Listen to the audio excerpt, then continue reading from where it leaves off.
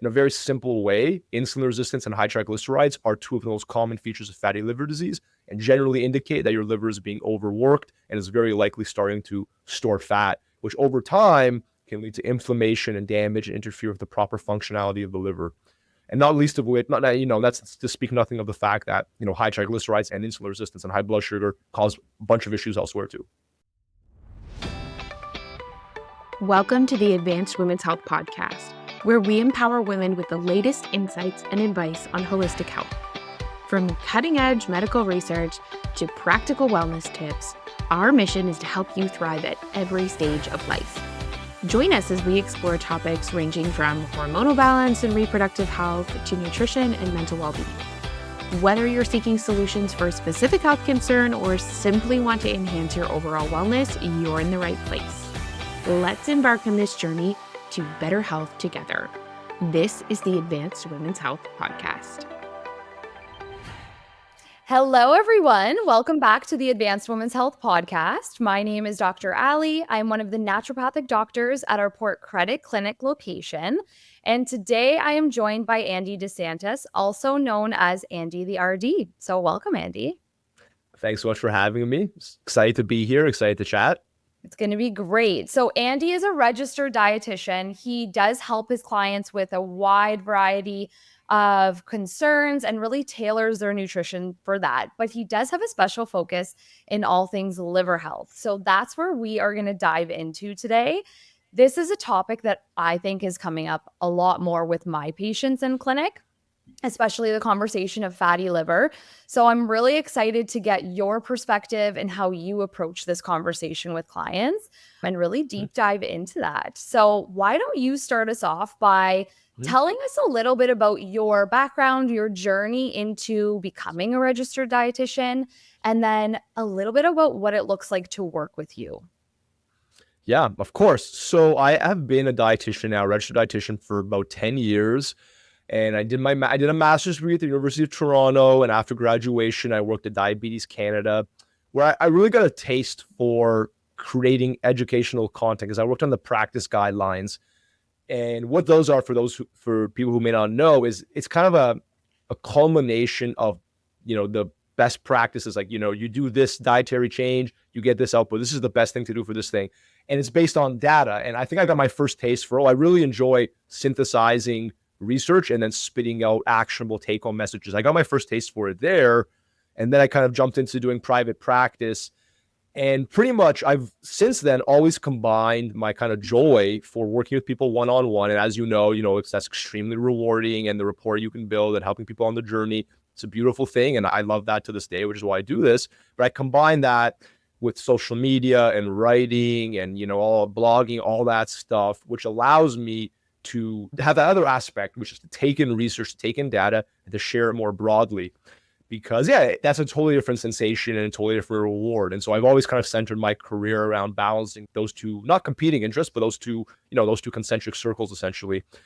And, I've always been interested in the major stuff, like how can we lower certain blood markers? How do we, optimize a diet by filling in gaps and so on? And that path meandered over the years. And it took me to fatty liver. And obviously this is what we're going to talk about today, but I'll briefly explain why I got into fatty liver. And the big reason is that, and this as well, but as health professionals, we develop our own vision and philosophy for what it really means to eat in an optimal way or to do things in an optimal way. And what I found is that I was fostering this vision, this philosophy, but it's very hard to sell. I don't mean financially, but to sell it, in the marketplace of ideas when you're just saying, it's for general health or, it's for weight loss. And I don't necessarily, even though I do help people with, weight management, it's not the area I'm most passionate about. So I didn't want to center my career around that. So I realized, okay, we have this condition, fatty liver, is increasingly common. It compels people to act because the liver is an area of concern. And the solutions for the problem are in basically perfect alignment with my vision and philosophy. So that's basically how I got here. I love that. Yeah, I do think that the liver is a huge area of concern. And, if someone's given this diagnosis of fatty liver, they aren't typically given a lot of strategies on how to support that diagnosis. So I find there's a lot of confusion. There's a lot of fear. So I do agree with you that like you can show clients the big picture and say like, this is where we're headed. This is the goal. And this is how I'm going to get you there, which I love. And I'll put in the show notes your Instagram and where people can find you. But for anyone listening, Andy does really amazing graphics for anything he's talking about. It just digests the content really beautifully. They're hilarious too. Like I love looking at them. So they are great. But I do see you always mapping that out for people that are looking. So that's really great. Outside of liver health, what other concerns do you typically find people are coming to you for support with? Well, in the world, like, I guess we can call it the metabolic health umbrella, which is a term I throw around a lot. And really how I see that: blood sugar, insulin resistance, triglycerides, cholesterol, the heavy hitting blood work, right? A lot of people will come to me because one or more of their blood works are out of range and they want to rectify it. They want to resolve it. I've been talking a lot more about blood sugar management lately for various reasons. I mean, first of all, fatty liver and pre and type 2 diabetes do overlap quite a bit.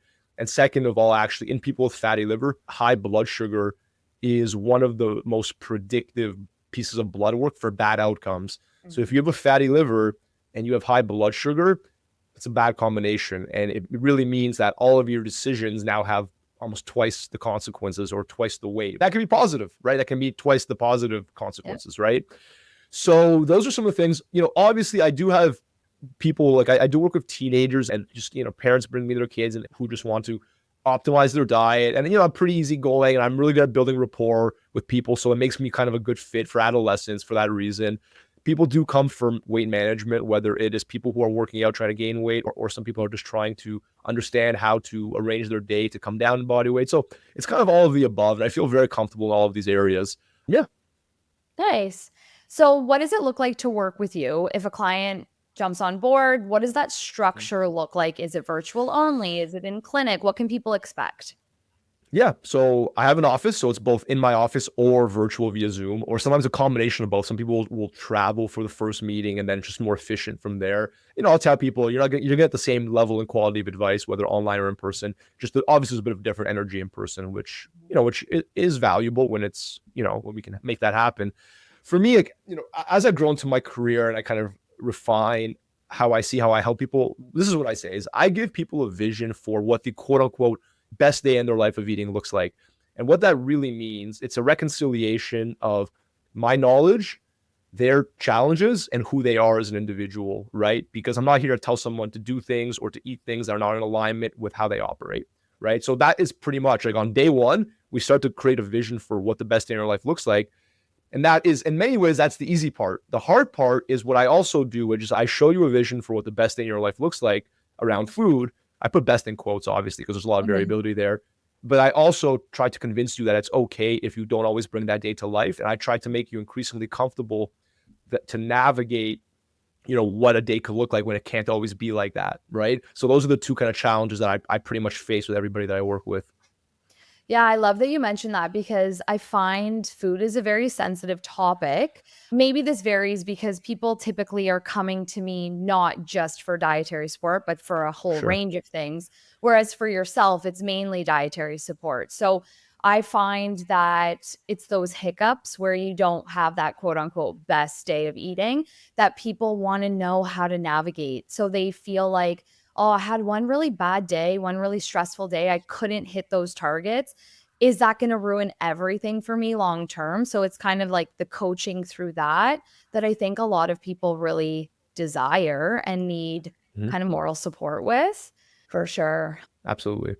Yeah, this is a fun topic. We'll add one more point to it. I mean, nutrition is a game of averages. So whoever needs to hear that, even when they come up with recommendations for nutrient levels, it's based on averages over time, right? So, I mean, obviously things like protein, you want to hit certain targets daily most of the time, but for just about everything, it really is a game of averages. So your health is not determined by what happens in one meal or one day, right? Important for people to hear. Absolutely. I love that. Why don't we kind of start from the very basics of fatty liver? So I know it seems like a self-explanatory condition, but why don't you tell our listeners a little bit about what fatty liver actually is, so anyone who doesn't know can just kind of get a good understanding of that? Yeah, so it is very much what it sounds like, which means that fat starts getting stored in your liver where it shouldn't be. Like your body doesn't want to store fat in your liver. It wants to store it where we all kind of know fat gets stored, right? Your liver is not one of those places. Now, in the majority of people who have a fatty liver, they tend to have certain, let's say, metabolic abnormalities. They tend to have insulin resistance, and they tend to have high triglycerides. So why this leads to, or why this is reflective of fat being stored in the liver, is because most people, when they think insulin, they think, okay, insulin lowers blood sugar levels, which is true. But insulin is also responsible for lowering blood fat levels. And I'm going to make some more simplifications here for the listeners, but insulin lowers blood fat levels. So if you're resistant to insulin, your blood fats go up. Okay. What your body does, and the way they go up is not good for your body. Your body doesn't like that. So what it does, it sends these excess fats to the liver, and your liver transforms them into triglycerides. So you can imagine then you have insulin resistance, your blood fats grow up, the free fatty acids, as they're called in the blood, go up. They get sent to your liver, they get turned into triglycerides, and your triglycerides will go up, right? So that's okay, interesting. But now the problem is when your liver gets overworked, when there's a lot of problems accumulating, it cannot transform all of these fats into triglycerides. Some of them stay in the liver. They go through some processing that is not helpful, and they get stored in the liver. Okay. So this is why, in a very simple way, insulin resistance and high triglycerides are two of the most common features of fatty liver disease, and generally indicate that your liver is being overworked and is very likely starting to store fat, which over time can lead to inflammation and damage and interfere with the proper functionality of the liver. And not least of which, that's to speak nothing of the fact that, high triglycerides and insulin resistance and high blood sugar cause a bunch of issues elsewhere too. Yeah, that was a great way of explaining it. I always say when a liver is fatty, it's kind of like if we look at the GTA highways, it's like rush hour when the 401, the 427, the 400, all of the highways are down to one lane. Now everything is slower and the body just can't do all of its processes. And that's why you did talk about it as a metabolic disease, because there are so many different systems involved with fatty liver and so many things get affected. So with that being said, we often say that fatty liver is a silent condition. So people don't just know that they have fatty liver. They typically it's incidentally found, or they had an ultrasound because we were wondering if it was there. So what symptoms, or I guess presentation, would people come to you with if they had a fatty liver? The fact of the matter is the most overt symptom or sign of fatty liver is fatigue. And then, fatigue obviously manifests in so many different types of conditions. So it's not super reliable, right? I think, we look at blood work, okay? Liver enzymes, triglycerides, HDL, fasting blood sugar. If these are ApoB, I mean, as more of those get high, the likelihood that you have fat being stored in your liver starts to go up, right? Fortunately, these days, we also have something called a fibroscan, which is a specific type of imaging, which is really quick, really easy. Very many third-party insurances cover it. If not, it's relatively affordable. It's not super expensive, which is a quick scan of the liver, which can quantify exactly how much fat you have on your liver and if your liver has any fibrosis or scarring. So it really helps to provide a clear picture for people who are really numbers people, and they really want to know exactly what's going on now. They want to make their changes and check again in 3 to 6 months. But yeah, in terms of signs and symptoms, some people have pain in the area, but it's pretty rare. It's pretty rare that someone comes to me saying, hey, I'm fatigued. I think it's my liver. It's more likely, hey, my liver enzymes are super high, or hey, this ultrasound showed some signs of liver fat and I'm worried about it. Absolutely. From my perspective, what I typically see is patients will come in, we'll do blood work. Their symptoms, I would say, are fatigue is definitely always there. Probably weight loss resistance. I've tried everything and I just can't seem to reduce fat storage, or just can't seem to lose any pounds on the scale. Another one would be high blood pressure. We start to see that people's blood pressure goes up because as blood can't go through that congested 401, let's say, it just starts to pool downward in the body. Those are some big ones. And then, digestive concerns. So it's either this discomfort in the upper abdominal area, or they find they're having meals, especially like high fat content meals, and they get the gurgles. They feel very uncomfortable. They have acid reflux. So Those would probably be the ones that I see most commonly. And then back to blood work, like you said, we're usually seeing high cholesterol levels, blood sugar imbalances, high inflammatory markers. So on blood work, that'll be for anyone listening, ESR, CRP, definitely the liver enzymes are wonky. So there's a ton that we're seeing there. And I do think that now family physicians are looking for fatty liver a lot sooner than they were previously, which is a good thing because it is a reversible condition, which is good for our listeners to know. People are always so fearful. They're like, my liver is now getting hard and fibrosing and I can't fix this. And I'm like, yes, you can. Yes, you absolutely can. So why don't we go through kind of some of the causes of fatty liver? You did mention the insulin resistance component. We can dive into that a bit deeper if you want, or we can look at some other kind of leading factors to a fatty liver. I'll let you take the lead and I'll jump in wherever. Yeah. I mean, the easy way to put it is that in many cases, an individual will end up with fatty liver if they haven't quite put things together health-wise. Physical activity maybe is not quite where it could be. Nutrition is not quite where it could be. Maybe there are big gaps in their diet, for example, that aren't rectified appropriately. For example, omega-3, people who take omega-3 supplements have a low risk of fatty liver disease. The reason for this is obviously omega-3s are really great, but it's not because they're magical. It's just simply they're only found in fish. And if you don't eat fish with any regularity, you are going to be at a suboptimal status for omega-3. So your body function is going to go down a notch. Your liver will be more vulnerable, right? So I just think it's just a totality of things being done with diet and lifestyle below their best level. And I don't think we need to attribute it much further than that. Okay, yes, there is some interest around high fructose corn syrup and drinking pop, but sure, I would classify drinking 5 cans of pop a day probably as characteristic of a less than optimal diet. So really it boils down to that. Now, that being said, if someone was very physically active, had a very strong diet, and had 500 calories of pop a day, that individual, I mean, those things usually don't go together, right? But that individual probably went up with a fatty liver because there's too many other mitigating protective factors going on. So, and how do we arrive at insulin resistance? Maybe like an overrepresentation of like higher glycemic index carbohydrates, inadequate protein intake, lack of strategy. The fact it goes and goes from there. So there's a lot that we could chip away at, but I would put that forward first. Yeah, I think one that often gets overlooked is the role of stress in development of fatty liver. And I mean, it all for everyone listening is going to come back to insulin resistance at the end of the day.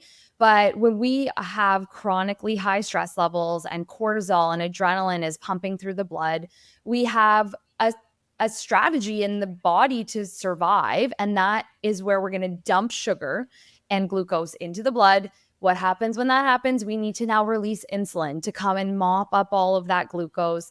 Then that insulin is going to trigger that storage of fat. So it's that vicious perpetuating cycle that we tend to see always linking back to the insulin levels as well.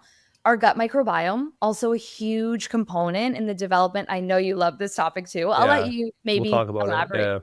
Yeah, we can jump into that. I love everything gut health. And I think it's often overlooked as well because some people will often say like, my gut feels fine. I go to the bathroom every single day. I'm not constipated. I don't have digestive concerns. But what we don't always see is the breakdown of bacteria in the gut microbiome. Okay, sure, maybe you're not symptomatic yet, but if all of your bacteria are pathogenic, meaning they're the bad guys, and they're producing toxins that are increasing inflammation and causing the storage of fat in the liver, then you can actually have fatty liver even despite having an amazing diet with lots of fermentable foods and lots of fibers and all that. So I think that really gets overlooked as well. Yeah, absolutely. It's a really cool area. And just to start it off so people understand the connection, essentially, blood goes through your digestive system and goes to your liver next. So the state that your gut bacteria are in will dictate whether your blood is carrying maybe helpful or harmful compounds to your liver. And then that influences insulin signaling in the liver, inflammation in the liver, and all plays into fatty liver disease.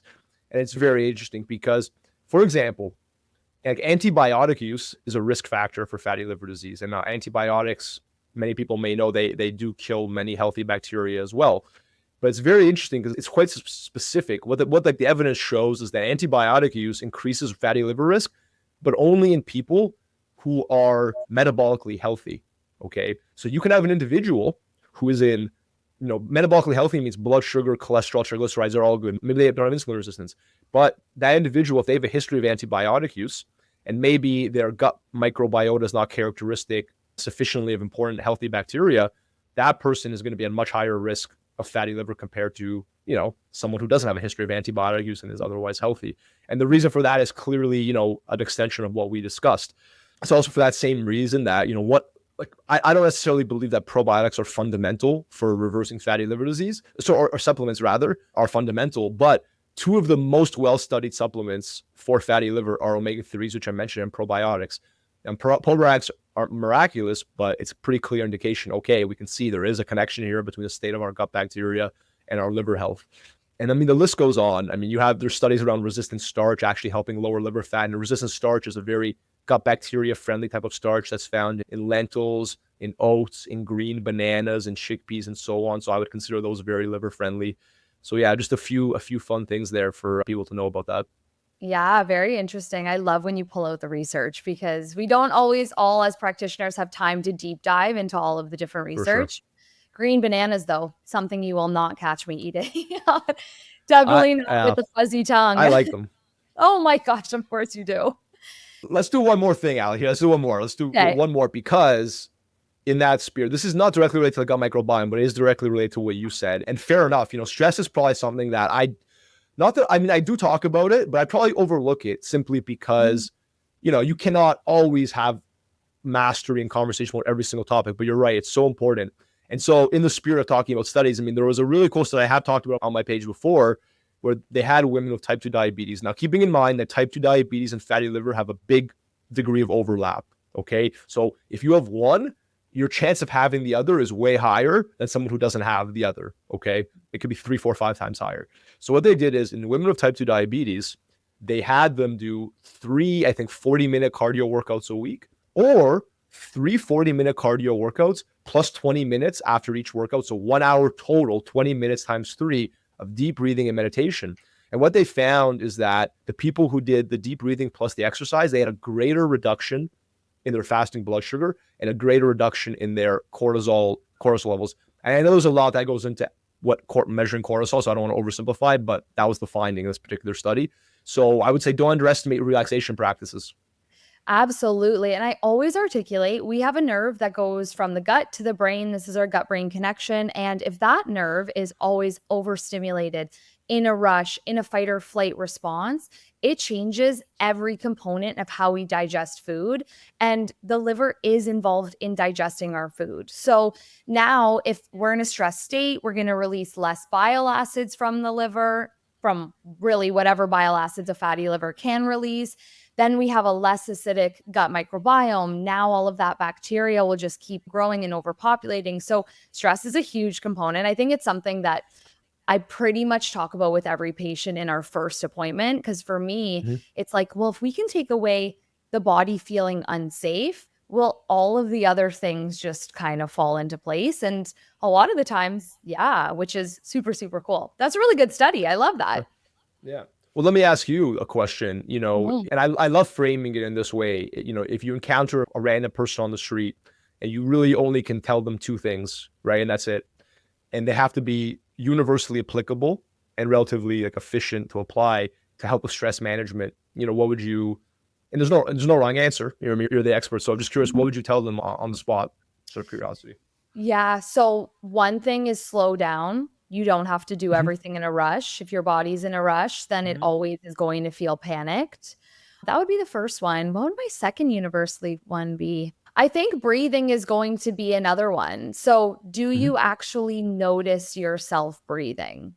Most people think that breathing is just something that happens and we don't, you don't think about it. But if you took a moment to just think about it, what happens to your body and the state of your nervous system? So that would be like the 2 that you can do in the moment. I'm sure I would have different ones if you asked me that at a different time, but what would your 2 be? Yeah. Well, for stress management, honestly, I would agree with you and also I don't necessarily always think about stress management in the same way, but let's build off of slowing down in terms of bringing it to my area of expertise, which is around mealtime. So here's the reality. Even without changing what you eat, if you eat more slowly, right, which is you take more bites and smaller bites, you take more chews and slower chews, and you extend your meal duration from 10 minutes to 20 minutes, that alone will significantly reduce your post-meal blood sugar response. And if you replicate that over time, that is one of the best things you can do to help fight back against insulin resistance, to help fight back against elevated blood sugar levels. And it has a role to play for sure in fighting back against fatty liver disease. And you'll feel fuller. You'll have greater GLP-1 release. Like all these great things that we all want out of a meal are more forthcoming if you eat slowly. Yeah, on that note, typically when I screen patients on how long it takes them to eat a meal, the most common response is between 5 to 8 minutes, which think about how long it takes us to make a meal. You know, you make this whole turkey dinner for Thanksgiving and people are done eating it before it's 10 minutes, right? But with that and what you said about just feeling fuller, if we just took breaks when we were eating, we probably would actually eat a lot less because your body would actually sense that it's full. But we don't give ourselves enough of that time. So we overeat, we have cravings, we never feel the stretching of our stomach. And then by the time you're done in that 10 minutes, it's too far gone and things are just not feeling great most of the time. Yeah, this is something I'm big on. I'm really big on this. I'm also big on, for the right person, which is an extension of this, is what I call the food order trick, which is just to say, like, if you eat the protein and the vegetable first at the meal and the carbohydrate last, it will lead to a lesser blood sugar response. You'll probably feel more full, right? Yeah. And, you know, let's say the less confidence you have in the balance of the meal, the more the trick will help. Like if you're sitting down to lentils and salmon and broccoli, probably doesn't really matter as much the order you eat it. It still matters a little bit if you really care. But if you're having, you know, I don't know, white rice or white bread with whatever else, and there's not a vegetable, then all of a sudden eating that protein first and like the rice after, that will actually make a really meaningful difference. And again, it's not always universally applicable. If you have a mixed meal, you can't do it. But for the right person, this is a very, very useful strategy. If you combine it with eating slowly, you could theoretically put a massive dent, a positive dent in how your body works without changing anything that you eat, which is pretty cool. Yeah, I often laugh. I grew up in an Italian household and gone are the days where I just have a whole bowl of pasta for dinner. It just doesn't happen anymore. I'm like, where's the protein? Where's the fiber? But thankfully, a lot of people have shifted their thinking on the way they build their plate. But how are you typically, I know you kind of just touched on it, but how are you typically instructing people to build their plate in terms of how much protein, carbs, veggies, all of that to put in their meal? I know it's going to vary. Well, for sure. I mean, if we just presume that I have someone who's very open and there's no restrictions and they're omnivores. Now, obviously, like the precise amount absolutely varies based on the person, their goals, their characteristics. But I like to frame it as 33% of the carbohydrate, 33% of the vegetable, 33% protein, just because it feels a bit more accessible. Rather than, you know, the traditional, which is half the plate vegetables, quarter starch, quarter protein. I think there's risks there for undershooting protein. Again, like I'm giving more refined guidance on this anyway, but if we're just speaking generally, right, there's risks for undershooting protein. I think it's a big ask for someone to sit down to a meal where half the plate is vegetables. And it's very similar. And the reason I like that is for the same reason that, like, you know, a new study came out around saying basically 7,000 steps is a new 10,000 steps, which means that there's a massive amount of benefit in the first 7,000. It doesn't mean that obviously 10,000 is better, but most of the benefits the first 7,000. And the reason why researchers would even publish this is really just for people who are going to feel bad that they can't get 10,000 and not even bother, because that's the worst case scenario, right? And so I look at kind of, you know, food similarly. Yeah, or that last 3,000 steps is causing a stress response because they're trying to run back home in order to get there faster, right? I always say doing something is better than doing nothing. So you have to start small and work your way up for sure.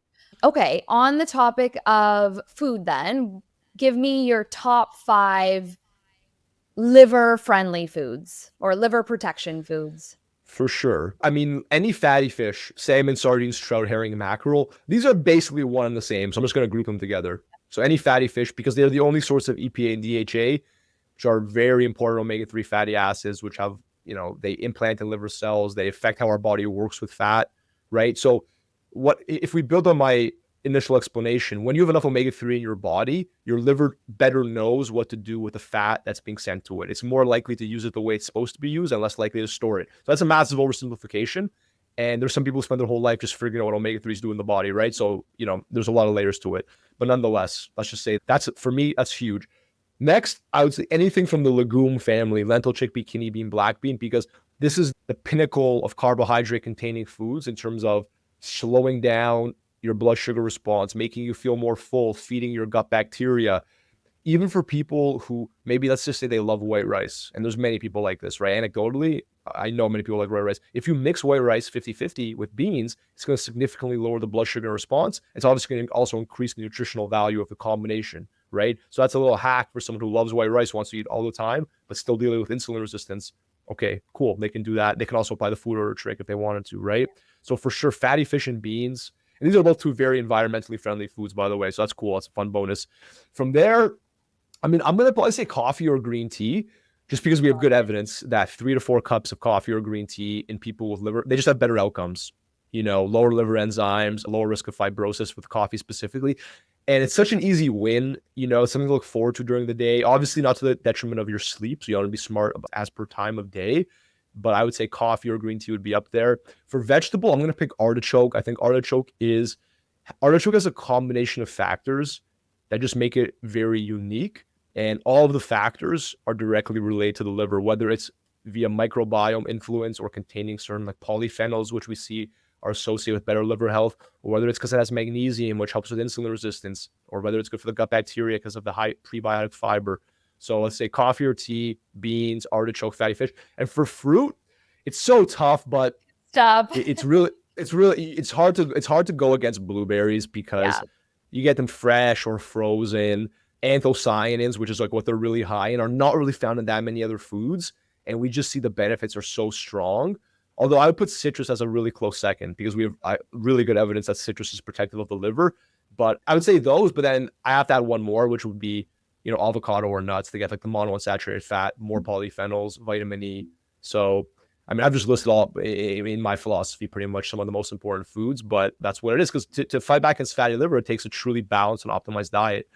And it's not to say you have to eat all the foods I just listed, but the more of them you don't eat, the harder it will be. Yeah, I didn't expect the artichoke on there. I should have known that one from your Instagram, but I didn't expect that one. The coffee, can that be decaf or caffeinated? Is there any difference in the research? It's a great question. So when I looked into the research more closely, and I have to, AI helps with this, right? That's just the reality with artificial intelligence for healthcare. It just lets you dig in deeper than you can by yourself. That's just the reality of it. So I previously did not think caffeine played a big role, but when I look more closely, it does seem that for the protection against fibrosis, that the fact that the coffee is caffeinated actually is relevant. So you're still getting a lot of polyphenols and other compounds that are good for insulin resistance in the absence of caffeine, but it does seem caffeine might do something with the cells in the liver that form collagen and that actually produce like the tissue that would represent the scarring.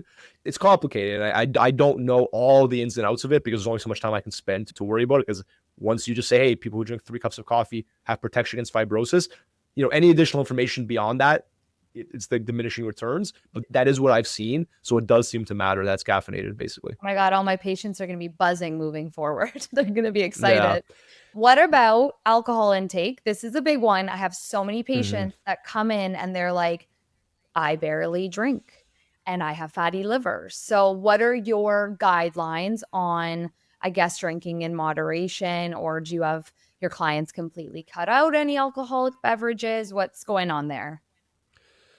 Yeah, so it's a good question. And let me start by saying this. So recently, there's been a new designation for fatty liver disease called MASLD, metabolic associated steatotic liver disease. You don't catch me using this on Instagram because, it's obviously very complicated and I don't really know how the scientists decided this was the right term for the average person. They're trying to make it non-stigmatizing, which, okay, I totally respect that. Like the idea of fatty liver, I suppose it's a bit stigmatizing for people, and I respect that. But anyway, MASLD, metabolic associated is the key word. What that means is that's fatty liver not caused by excessive alcohol consumption, right? So in this day and age, if you're told you have fatty liver, there are things that the doctor's going to look at to basically say, hey, listen, it's because of metabolic health, right? Now, alcohol, as we know with the research, it's less is more. Have as little alcohol as you can. Now, The better you do in other areas of your life, will you be able to carry a little bit more alcohol with less of a negative influence? Sure. But my baseline philosophy is as little as possible, right? I mean, that's it. If you're drinking 5 drinks a week now and you can be happy drinking 2, do that. If you can be happy drinking 0, do that, right? But it's basically as little as you can while living your life. Mm-hmm. Love that. Yeah, I agree with you there. I definitely think like it's going to be different for every person, and you're clearly meeting them where they are at. So that's good to have that flexibility. What are your thoughts around fasting for fatty liver? Yeah, fasting. I mean, the problem is this, is that if you take 2 people and they live well and they eat well, and one person starts eating at 8 a.m., the other person starts eating at noon, Mm-hmm. like, are we really going to see any difference at all to their liver health over time? I don't think so. I just don't think so. Whatever difference we see at all, you're going to have to look at a bunch of different markers. You're going to have to get really creative. I just don't see what big difference we're going to see. And actually, I think for the right person, fasting's a cool protocol. Hey, maybe they want to sleep in. Maybe they like to eat more food later in the day. Maybe their appetite is well controlled, so they don't need to rely on what breakfast offers. Mm-hmm. So there is a subset of people who fall into this category. But the more research I see around the value of spreading protein out, research I've seen that if you eat protein at breakfast, that actually improves how your body responds to carbohydrates at lunch. It's harder and harder for me to really say that fasting is this great tool. I just think for the average person, if they're coming into changing their diet and they're not in a good place, I just don't see how skipping meals probably is going to be the way to get them up off to the right foot. But it really does depend on the individual. For some people, the stars align and it makes sense. But I just don't think the benefits are there relative to moving your body more, like making sure you're not short on any vitamins or minerals, eating a strong diet. If you can do all of that and then fasting makes you happier, amazing. But the idea that fasting should be the starting point, especially when certain foods at breakfast are strong, like if you think about nuts, yogurt, avocado, yogurt, especially great evidence, like as a probiotic fermented thing, like these foods are like berries, fruit. These are so good for the liver. And there is unintended consequence that if you don't eat breakfast, that you're not going to replace breakfast-like foods. So there's a lot there. I think this is really case-by-case dependent. But yeah, that would be my kind of instinctual response. But yeah, I'm curious as well about your thoughts. I definitely agree that it's not a starting place. I think if someone comes to work with me and all of a sudden I'm like, and now you get 2 meals a day and no snacking in between, like people are going to be pissed. But if we do blood work and someone's blood sugar fasted as well as their fasting insulin levels come back high, so the minute they wake up in the morning, those are already high, then that person would be a good candidate to have a longer overnight fast. That doesn't mean I would necessarily take away their breakfast, but it would be pushed to a little bit later on. And most of the time, what I find ends up happening is if we push it later, and then I'm also telling them to have space in between their meals, they typically can only fit 2 larger meals in that day.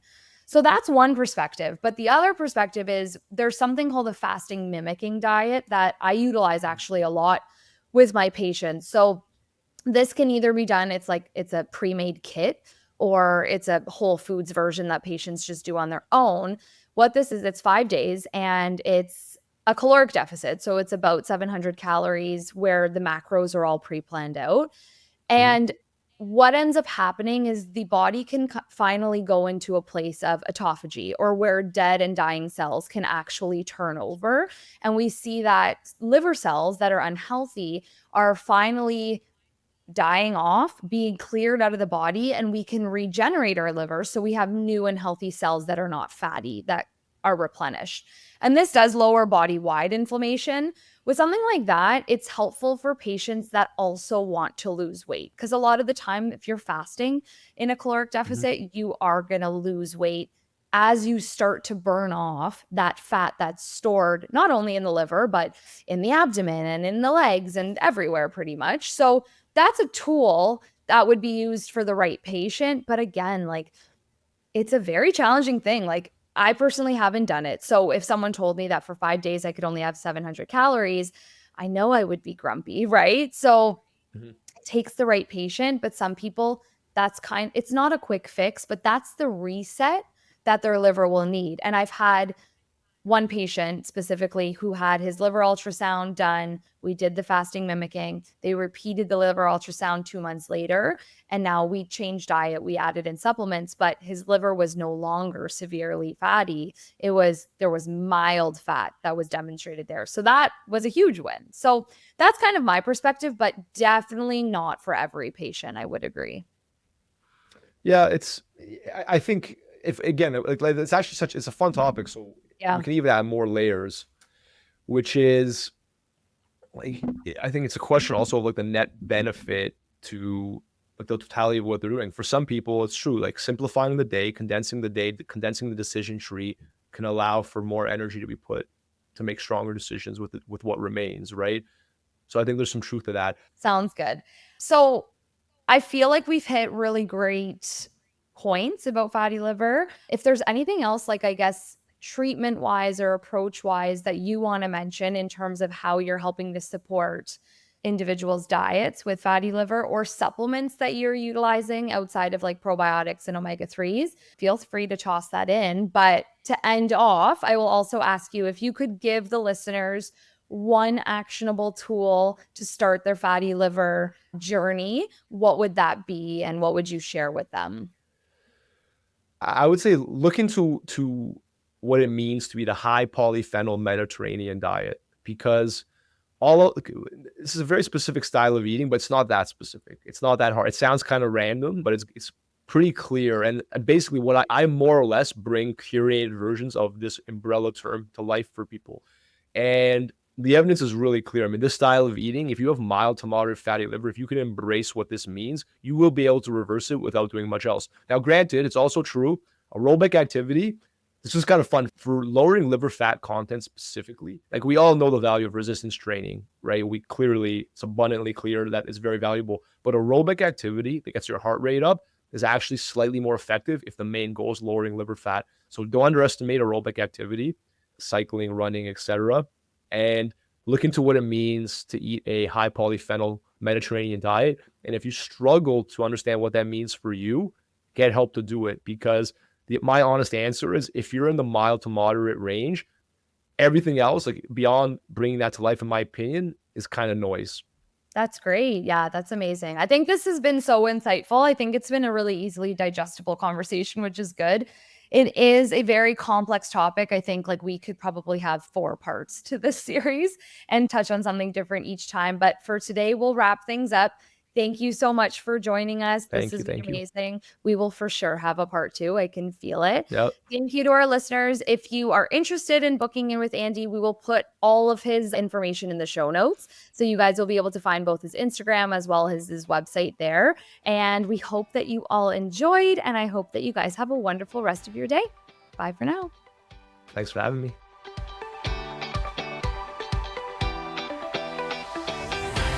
Thank you so much for listening. I hope that you had as much fun as we did. And if you loved today's episode, share it with a friend and leave us a review. That is how we spread this message, and that is how we are going to revolutionize healthcare in Canada for women. Have a beautiful day and be well.